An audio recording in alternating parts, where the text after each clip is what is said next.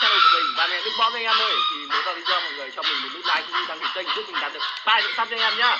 Thì ok anh em, sau tầm khoảng 12 ngày mất kênh thì kênh của Mon đã khôi phục được lại các bạn ạ.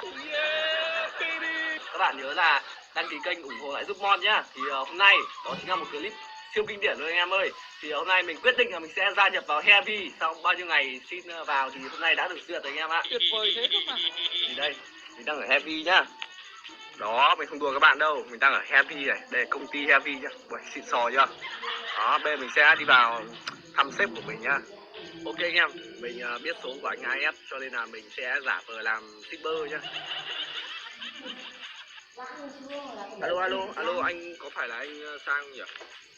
Anh xuống nhận cho em cái đơn hàng ấy, anh đặt đôi giày Jordan đấy. Vâng. Vâng, em đang ở dưới cổng công ty Heavy ấy. Vâng, anh xuống nhận hàng nhá. Vâng.